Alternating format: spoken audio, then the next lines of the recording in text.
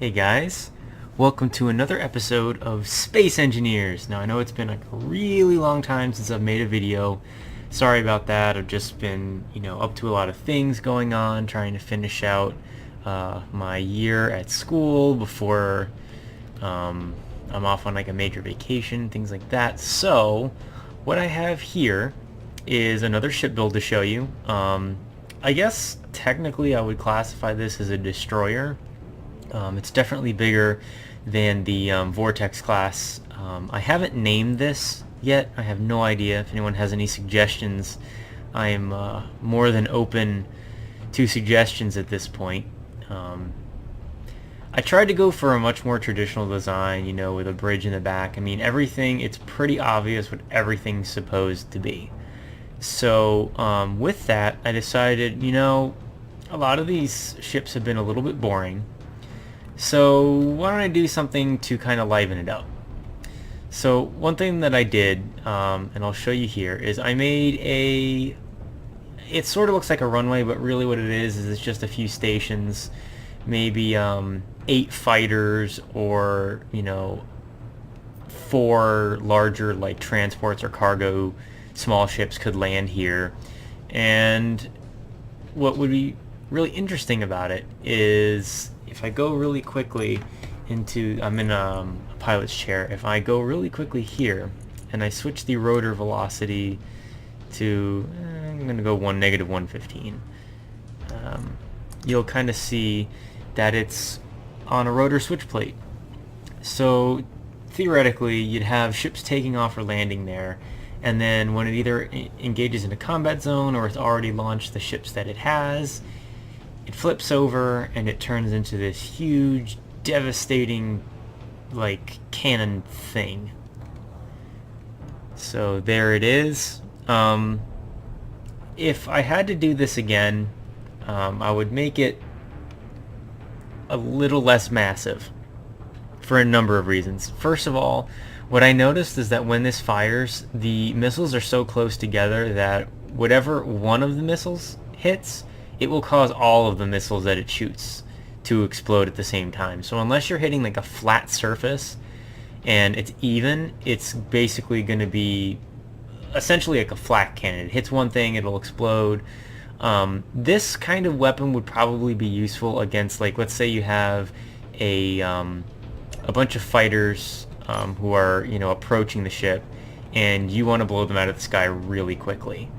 So if they're from a distance, you go ahead, they would fire.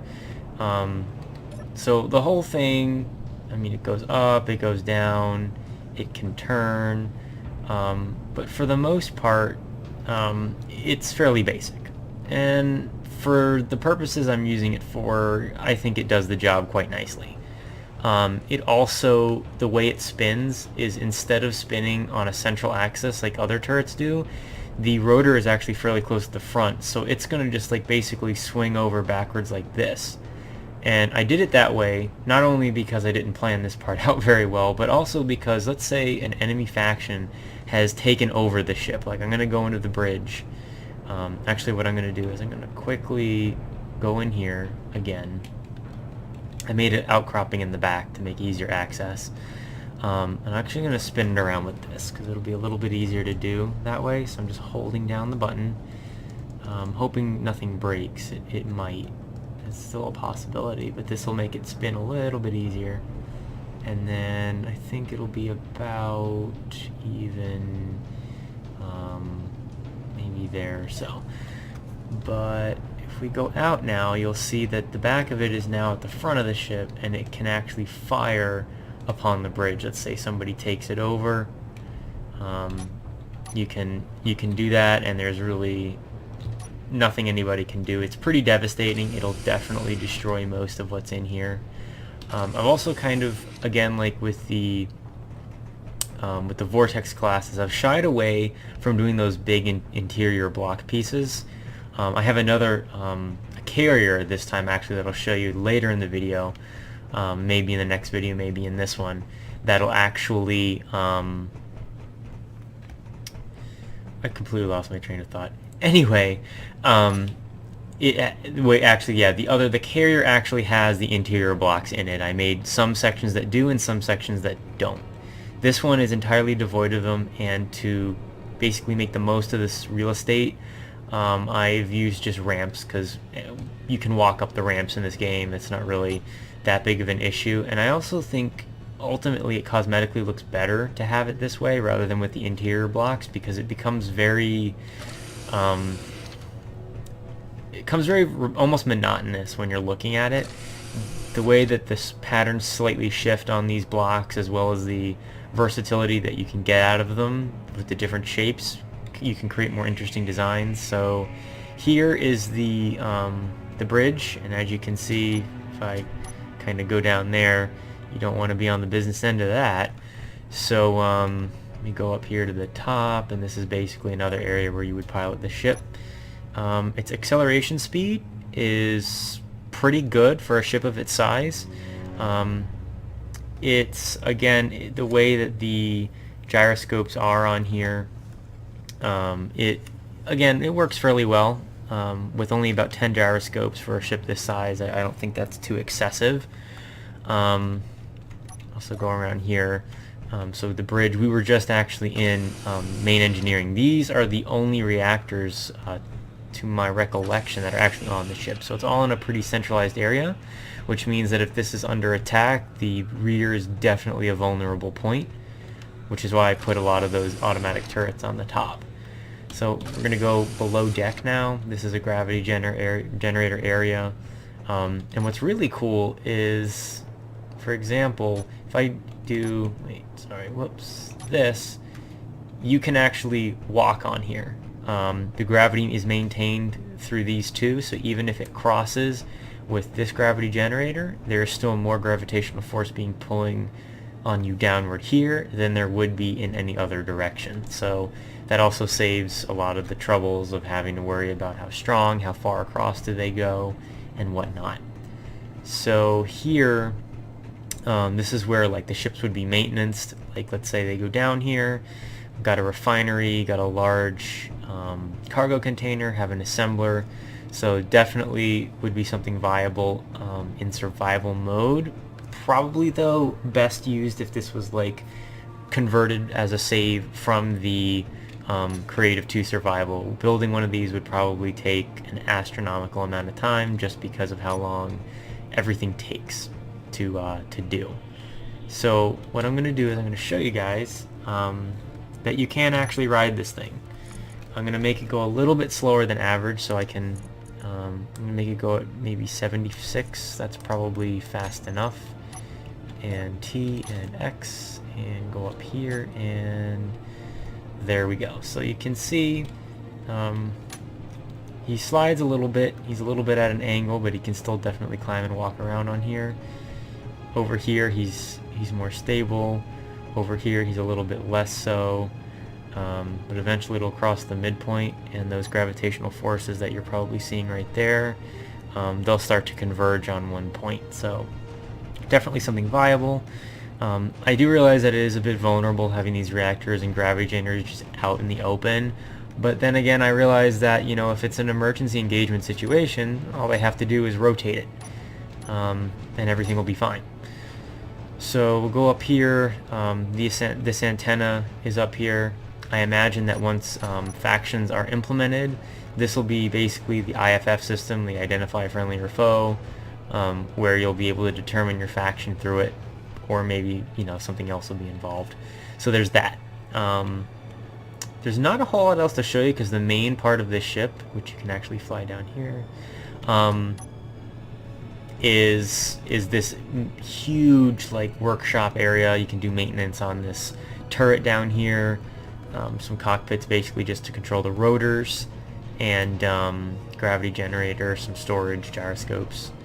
But what's over here is actually pretty interesting because I added a little kind of like a sick bay slash barracks area. You're probably hearing my dogs barking like crazy. There's a little window that's kind of what leads to the outside side areas.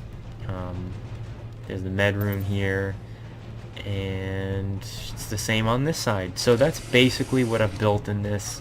I probably could take, I could probably build the second set of these over here to get even more out of it, but the purpose of the ship is definitely to be a destroyer.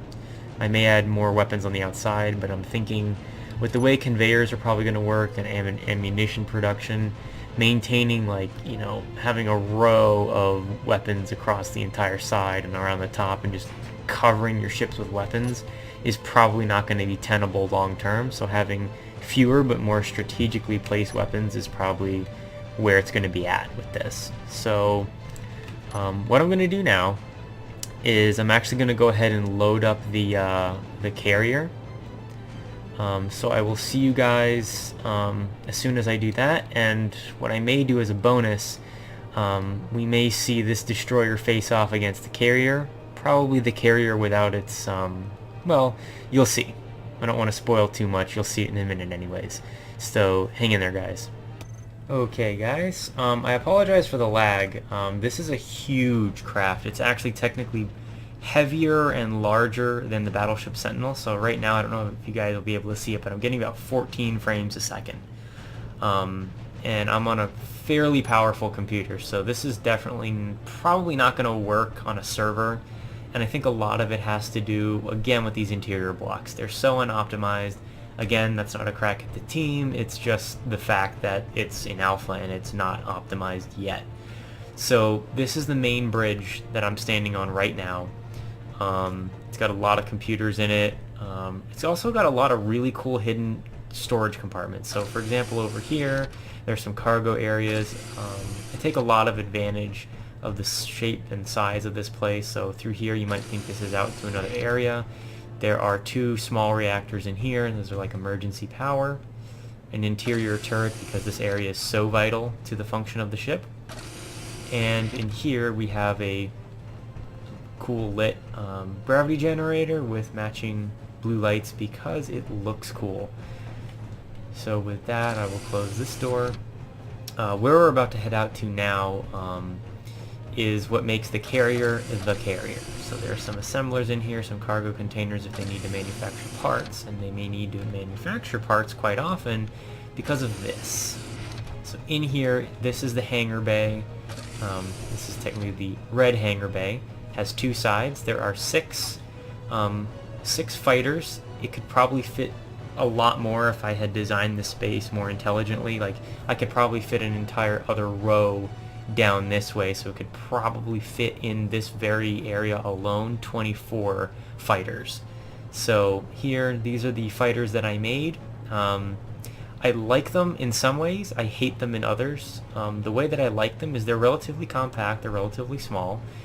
They probably wouldn't take an abysmal amount of resources in survival to make.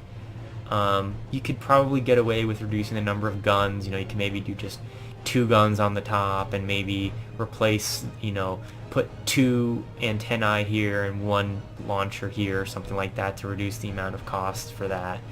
But it's all comprised of small thrusters, which is again one of the downsides. It's slow accelerating. You would think this would be very fast. It's nimble. It rotates really easily and quickly.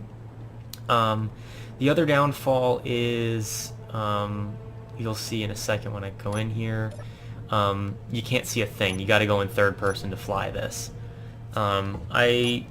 I've just realized that over time, the way that the ships work is the cockpits will they'll just shatter in seconds. They're very easy to break. Here, just a couple of large storage containers, mostly for the repair of the ship, if there's anything that needs to be done. This is like the do not cross yellow line. You'll see that these are functioning hangar bays. There's an upper catwalk. Oops, turned off my suit too soon, and I promise, guys, I'll get up there. There is a staircase here, but I don't like stairs. So yeah, you guys can already see probably how this works. I wanted to create a functional, effective, but easy to build rotor system to make these bays open. It has its own downsides, it has its upsides. These are technically these are where the fighter pilots would store their stuff. So they have like a magazine for their assault rifle in here, and maybe some other various and assorted, trinkets and whatnot in here. This would kind of be like their, kind of like the ready room. They'd kind of chill out here. Imagine, if you would, some poker tables here, channel some of Battlestar Galactica, things like that, just kind of waiting for the call to be scrambled. So definitely was fun to make this little section. This is actually the midpoint of the ship here, so we're only halfway through. And over here, we basically have the same thing. This is technically yellow hangar. There's a large reactor in here. It's kind of like a little area that kind of leads you right up to it. There's a small reactor room in here that has, a little bit of storage if there's any uranium, a gravity generator, so on and so forth. Nothing too spectacular here. And the catwalk again runs through the top, so if somebody needs to get, really quickly to another part of the ship, they don't have to worry about going down on the ground. There's a staircase down here. Now up here, again, I know I'm showing you the interior first, so you're not really knowing what you're looking at. Oop, autosave. There are engines up here, so let me go up here. I don't know why it's pulling me into third person. I didn't really ask for it to do that. This takes you all the way up to like the apex of the structure. So you may be thinking, this is a really weird shaped ship, and you will be absolutely right. I am not in love with the overall design. I had an idea in mind, but it ended up looking... I tried to go for a Galactica appearance a little bit, but it ended up being a little bit too pill-like, or arrow-shaped. I'm gonna go... Let's see if I can remember how to access all the stuff I need. So yeah, we've had a frame rate drop. It's 12 FPS right now. This kind of thing just happens on a ship this size.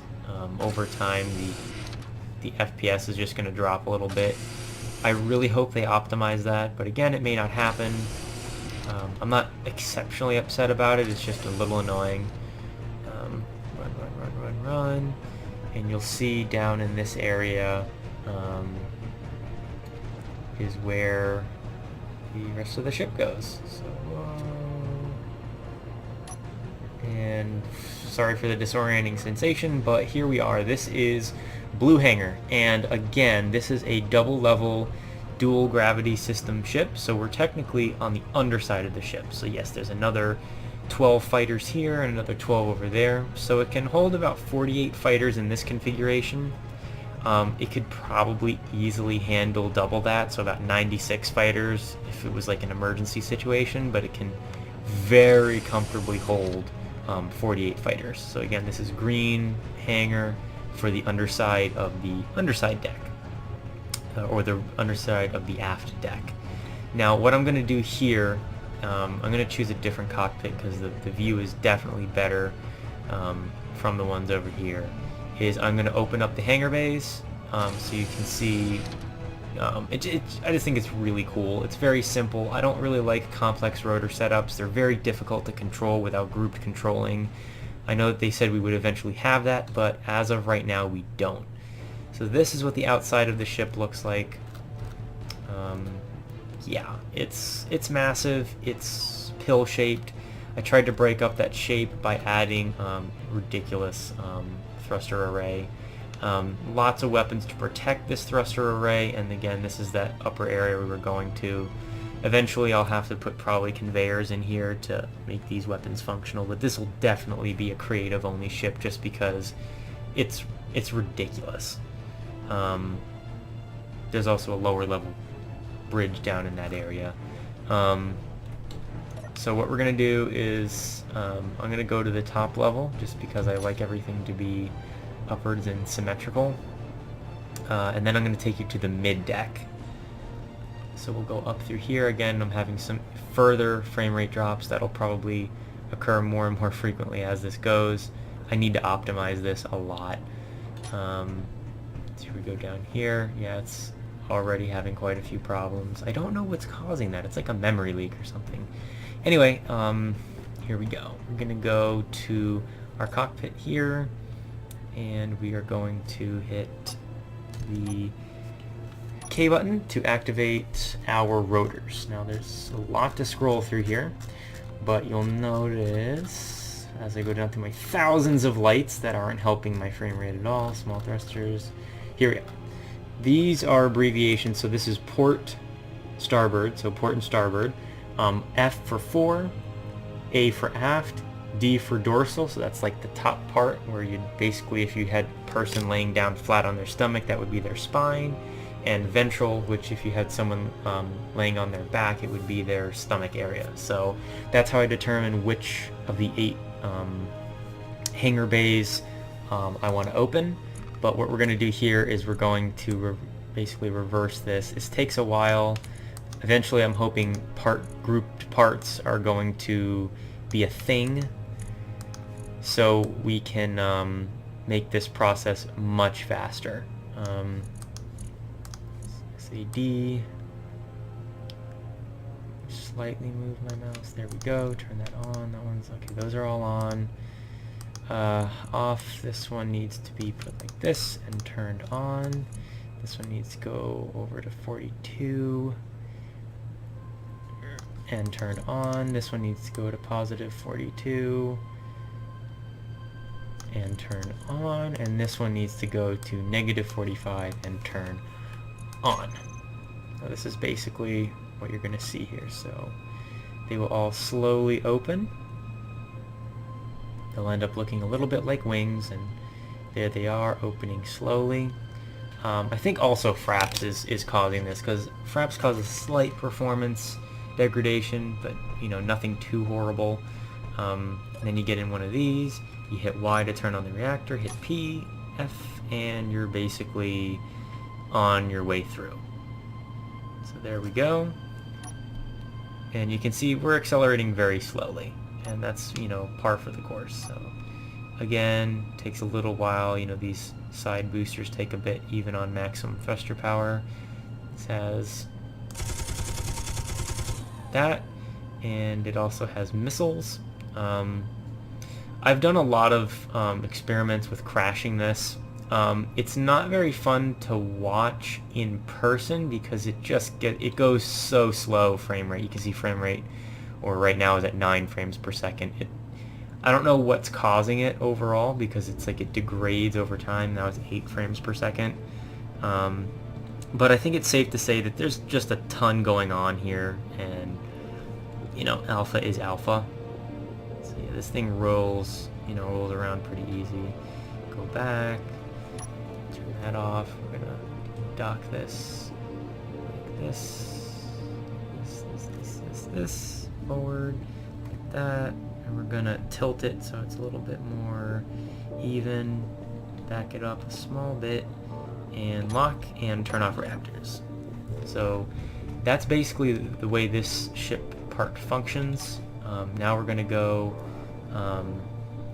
down this shaft that divides the ship, and we're going to go to mid-deck. Mid-deck is where the like the officers' quarters are, as well as let's see, go up here. I think, yes, this is it. This is it. Again, I'm kind of facing the wrong direction here. But this is mid-deck. Through here and gravity. Perfect. So we're going right through here. This is basically how you access the crew areas. This is the room where the commanding officer would have his or her office. That's interesting. I wonder if that's not causing like some damage or problems in here. Let's see. So that's off there. I think it had something to do with the symmetry in here, but I'm not going to get too worried about it. I can always fix stuff like that. That's not bad. Yeah, this one's fine. Go through here again. This is like, let me see if any of these are, I think the one on the end is finished. The rest of them are not finished yet, but this is basically where all of the pilots would have their barracks. So, you know, a little room here with a bed, and this, you know, imagine this can kind of close up a little bit for privacy, or maybe these walls could go up, and storage container for each officer, and there would be 2 per room. in an emergency situation, let's say if you had all 96 ships, there'd be 4 in here. This can be converted, and that's basically the way it would be across each hallway. So again, a little bit of role-playing built in here. And this is an area that's not yet finished. There's 2 small reactors, a couple large reactors, and a couple small reactors in the front, and that's really all this ship's power. And I think back here is basically the engine room. So let's go through here. And oh no, I was wrong. There are 3 more reactors back here, so there's plenty of power because there's a reactor here, reactor on each room symmetrically here, plenty of gyroscopes. So that's basically the whole ship. It's huge. I mean, this thing is like 70-something million kilograms or something like that. I don't know quite what it is. Let's see if I can run through here. As usual, if you guys remember the Sentinel, the color coding, the red means that you're approaching an airlock, an area that can access the outside of the ship. And here we are. This would be where, let's say, if maintenance needed to be done on these guns, or these thrusters or whatever, that could be done. And then there's, of course, your antennae here for your like IFF system. So that's basically this in a nutshell. I'll probably make another video just showing a ton of crashes. Like I'm gonna make a world, if my computer can handle it, of one of these, a destroyer, and the Vortex class. I haven't named the class for this ship, and I also haven't named the class for the destroyer, so if anybody has any ideas of what they might be named, I am up to suggestions. So leave a like if you liked, and stay tuned pretty soon for the next episode. Thanks, guys.